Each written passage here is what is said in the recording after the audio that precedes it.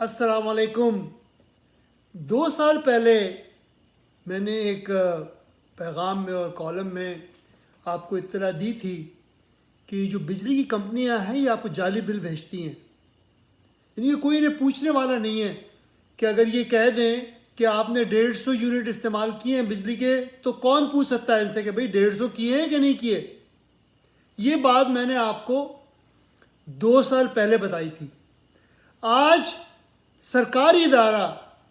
نیپرا جو national electricity power regulation authority ہے،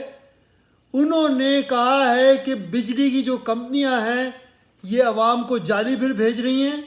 یعنی کہ جتنی بجلی آپ نے استعمال کی ہے وہ بل آپ کے پاس نہیں آیا بلکہ اس سے بڑھا کے انہوں نے بل آپ کو بھیجا ہے، اور یہ کام کئی سالوں سے ہو رہا ہے، یعنی کہ کئی سو ارب روپے یہ بجلی کی کمپنیاں آپ کی جیب سے نکال چکی ہے جعلی بلوں کے ذریعے۔ اور افسوسناک بات یہ ہے کہ نیپرا نے یہ تو کہا کہ یہ بجلی کی کمپنیاں آپ کو جعلی بل بھیج رہی ہیں، لیکن کسی ایک کمپنی کے بھی چیف ایگزیکٹو کو انہوں نے کٹہرے میں کھڑا نہیں کیا کہ ان سے پوچھا جائے کہ آپ کی کمپنیاں یہ جو جعلسازی کر رہی ہیں، یہ جو چوری کر رہی ہیں، عوام کی جیبوں پہ ڈاکہ ڈال رہی ہیں، اس کا آپ حساب دیں اور اس کی آپ کو سرزنش ہونی چاہیے، اس کی سزا ملنی چاہیے۔ نیپرا نے کسی ایک کمپنی کے بارے میں یہ نہیں کہا، نہ حکومت نے ان بجلی کمپنیوں کے بارے کے عہدیداروں کے خلاف کوئی کارروائی کی، یعنی کہ سب مل کے اس عوام کو لوٹ رہے ہیں۔ اور افسوسناک بات یہ ہے کہ کوئی بھی جو بااثر لوگ ہیں وہ کیپیسٹی پیمنٹ پہ بات نہیں کرنا چاہتے،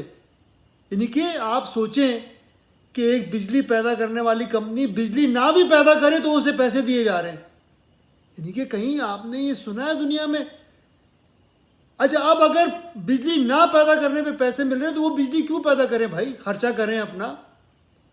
وہ بجلی نہ پیدا کیے بغیر بھی اربوں روپے کما رہے ہیں، کارخانہ بند پڑا ہے اور ہر مہینے پیسے آ رہے ہیں ان کے پاس، اور کوئی ایک بھی وزیر، کوئی ایک بھی بااثر آدمی یہ کہنے کو تیار نہیں ہے کہ آئی پی پی کے یہ معاہدے اثر نو طور پہ ہونے چاہیے اور یہ جو گھپلے ہیں اس کے اندر یہ ختم ہونے چاہیے۔ اور یہ گھپلے شروع کہاں سے ہوئے؟ یہ پیپلز پارٹی کے دور سے شروع ہوئے گھپلے، پھر یہ نواز شریف کے دور میں جاری رہے، پھر یہ مشرف کے دور میں جاری رہے، پھر یہ پیپلز پارٹی کی دوسری حکومت آئی اس میں جاری رہے، پھر یہ نواز شریف کی تیسری حکومت آئی اس میں جاری رہے یہ گھپلے آئی پی پیز کے، پھر عمران خان کی حکومت آئی اس میں بھی جاری رہے یہ، پھر عبوری حکومت آئی وہاں بھی جاری رہے۔ اب عبوری حکومت کے ایک وزیر کہہ رہے ہیں کہ آئی پی پی کے یہ جو معاہدے ہیں یہ اثر نہ ہونے چاہیے۔ جب آپ 9 مہینے 10 مہینے تک آپ وزیر تھے اس وقت آپ کی آواز کیوں بند تھی؟ یہ سوال تو بنتا ہے نا گوہر اعجاز صاحب سے کہ 9-10 مہینے آپ وزیر تھے، آپ کی آنکھوں کے سامنے یہ کام ہو رہے تھے اور آپ کے منہ سے چوں نہ نکلی،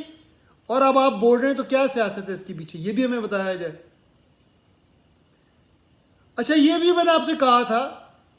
کہ جب Nawaz Sharif P D M کی پہلی حکومت میں آئے تھے شہباز شریف جب پی ڈی ایم کی پہلی حکومت میں آئے تھے تو میں نے آپ سے یہ کہا تھا، اور یہ ریکارڈ پر موجود ہے بات، کہ شہباز شریف کی صلاحیت میئر لاہور سے زیادہ کی نہیں ہے، یعنی کہ یہیں تک ان کی قابلیت ہے کہ یہ میئر لاہور کا کام کریں۔ وزیر اعلیٰ پنجاب بھی نہ تھے یہ، کیونکہ سارے کام تو یہ لاہور میں کرتے تھے، باقی تو صوبہ انہوں نے ٹھیکے پہ دیا ہوا تھا کچھ اور لوگوں کو، وہ جو چاہے سیاست کر رہے تھے۔ تو شہباز شریف کی مکمل جو صلاحیت ہے وہ صرف میئر لاہور کی ہے، اور آپ نے انہیں فارم 47 سے وزیر اعظم بنا دیا، تو کیا کریں گے؟ وہ کچھ نہیں کریں گے، اور یہی ہو رہا ہے۔ یعنی کہ پہلے دور حکومت میں شہباز شریف نے کچھ نہیں کیا سوائے مہنگائی بڑھانے کے،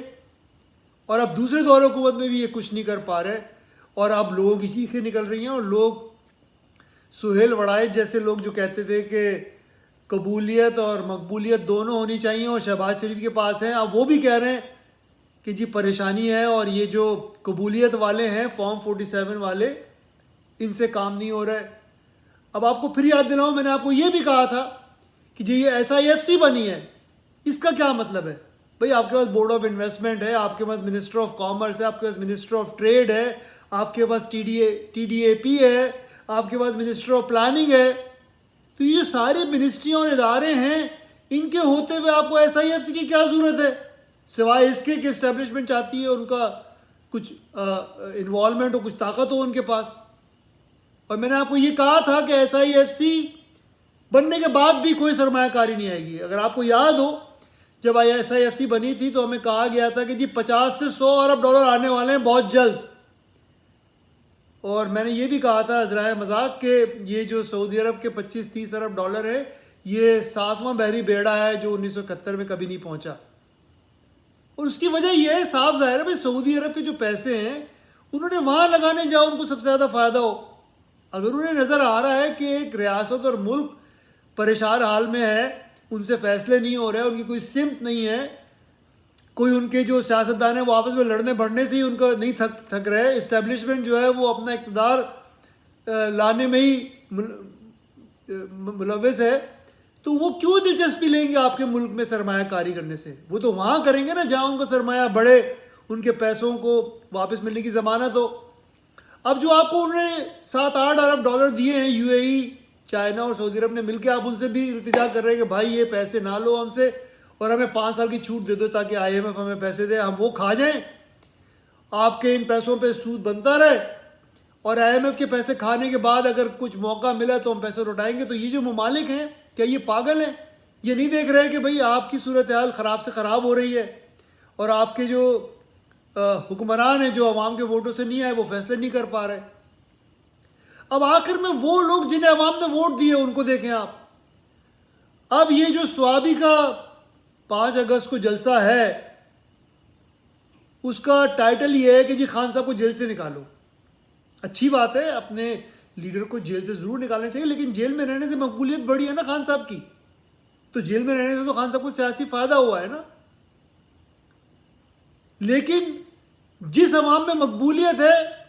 ان کے مسائل پر خان صاحب نے ایک بات بھی نہیں کی, نہ ان کی پارٹی نے بات کی کہ بھئی بجلی کے بل کیسے کم کریں گے, مہنگائی کیسے کم کریں گے, قرضوں کا بوجھ کیسے کم کریں گے, ملک کے سیاسی سماجی معاشی معاملات کیسے درست کریں گے, ٹیم کیا بنائی ہے انہوں نے اگر وہ اقتدار میں آتے ہیں. اقتدار مانگ رہے اقتدار دے دیں, لیکن یہ نہیں بتا رہے کہ پلان کیا ہے, یہ نہیں بتا رہے کہ ٹیم کیا ہے, یہ نہیں بتا رہے کہ پچھلے 3.5 سال میں جو آپ کو موقع ملا تھا آپ کیوں نہیں کر پائے کام, اور مہنگائی کیوں بڑھتی رہی آپ کے دور میں. اچھا کہتے ہیں جی سیم پیج پہ تھے تو ہمیں جو سیم پیج والے تھے وہ کام نہیں کرنے دے رہے تھے, تو سیم پیج پہ کون لے کے آیا تھا انہیں؟ آپ خود لائے تھے. جب آپ کو یہ کہا تھا, میں نے جب پارٹی میں تھا میں نے آپ سے یہ کہا تھا کہ آپ کے پاس عوام کی مقبولیت ہے, آپ عوام کے ووٹ سے اقتدار میں آئے, تو آپ نے کہا نہیں کندھوں پہ چڑھ کے جائیں گے. تو جن کے کندھوں پہ آپ چڑھ کے گئے ہیں ان کا تو یہ مطالبہ ہوا کہ ہمیں سیم پیج پہ رکھو. اچھا اب بھی آپ کہہ رہے ہیں کہ جن سے سیم پیج پہ نہیں ہے آپ ان سے سیم پیج پہ آنا چاہتے ہیں. ٹھیک ہے آپ آ جائیں گے سیم پیج پہ, اقتدار بھی مل جائے گا آپ کو, پھر عوام کے مسائل اور کیسے حل ہوں گے. تو یہ وہ چیزیں ہیں جس سے عوام میں مایوسی بڑھ رہی ہے. اور ایک ریسرچ کے مطابق 1 ملین پاکستانی ملک چھوڑ کے جانا چاہتا ہے, 1 ملین. اور یہ وہ 1 ملین ہے جن میں قابلیت ہے, تعلیم ہے, صلاحیت ہے, تجربہ ہے, جو اب چاہتے ہیں کہ اس ملک میں ان کے لیے کچھ نہیں ہے, وہ دوسروں ملکوں میں جا کے اپنا مستقبل بنائیں, کچھ پیسے کمائیں, کچھ اپنی خاندان کا خیال کریں, کچھ اپنے بچوں کا مستقبل کا خیال کریں. یہ وہ 1 ملین لوگ ہیں جو ملک چھوڑ کے جانا چاہتے ہیں. تو صورتحال انتہائی خراب ہے. اور جو حکومت میں ہیں, جو حکومت میں لانے والے ہیں اور جو حکومت میں ہیں, وہ دونوں کوئی ایسے فیصلے نہیں کر رہے جس سے اس ملک کے حالات بدلیں. پریشانیاں بڑھتی جا رہی ہیں. میری ایک خواہش ہوتی ہے, کوشش ہوتی ہے کہ کوئی اچھی بات آپ سے کروں, لیکن کیا کروں, کیا بات کہوں آپ سے. اب یہ بارشیں آئی ہیں اور ان بارشوں میں پشاور, لاہور, کراچی, سب کا حال آپ دیکھ رہے ہیں. یہ ہمارے بڑے شہر ہیں جو بڑے منظم اور اچھی طرح سے بننے چاہیے تھے. ایک شہر میں پیپلز پارٹی کی حکومت ہے پچھلے 15-16 سال سے کراچی میں, ایک شہر میں PTI کی حکومت ہے 12-13 سال سے,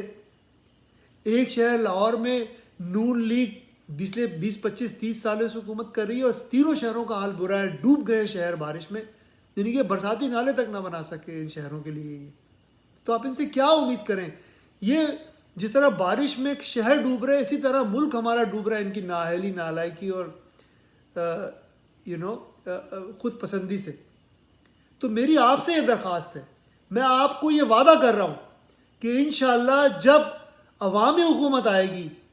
جب عوام کی مدد, تعاون اور سپورٹ سے حکومت آئے گی, تو وہ عوام کے لیے فیصلے کرے گی.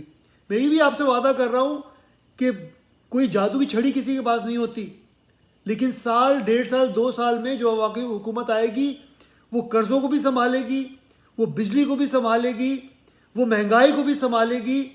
وہ تعلیم صحت کو بھی سنبھالے گی، اور ایک اچھے مستقبل کی طرف آپ کو لے کے جائے گی. لیکن وہ اس وقت تک نہیں ہو سکتا جب تک آپ کی مدد اور حمایت شامل نہ ہو، جب اب تک آپ خود بھی کچھ کرنے کو تیار نہ ہو. اور کرنا کیا ہے آپ کو؟ میں کوئی اس بات کا قائل نہیں ہوں کہ اسلام آباد دھرنا لے کے پہنچ جاؤ. جماعت اسلامی نکلی ہے، ٹھیک ہے، وہ اقتدار کی دوڑ میں ہے، وہ چاہتے ہیں کہ عوام کی نظروں میں رہیں، لیکن اصل احتجاج یہ ہے کہ ہر ڈسٹرکٹ، ہر ضلع میں آپ نکلیں اور اپنے علاقے میں احتجاج کریں، اور پرامن. کیونکہ جب تک پورا ملک احتجاج نہیں کرے گا اور اپنے حقوق کی بات نہیں کرے گا اور اپنی ووٹ اور حمایت سے حکومتوں کو لانے کی بات نہیں کرے گا، جب تک اس ملک کا کوئی مستقبل نہیں ہے. تو ایک دن جب میں آپ کو کال دوں کہ عوامی طاقت اور حمایت سے ایک عوامی حکومت آئے جو عوام کے مسائل حل کرے، تو امید ہے آپ اس پہ لبیک کہیں گے. اور آپ نہیں کہیں گے تو آپ کا میرا دونوں کا مستقبل تاریک ہے. لیکن مجھے امید ہے جس طرح 8 فروری کو لوگ نکلیں، اس طرح مجھے امید ہے کہ لوگ اپنے حقوق کے لیے ضرور نکلیں گے. میں امید کرتا ہوں آپ اس پیغام کو خود بھی پسند کریں گے، اپنے کامنٹ بھی مجھے بھیجیں گے اور دوسرے لوگوں تک بھی اسے پہنچائیں گے. شکریہ.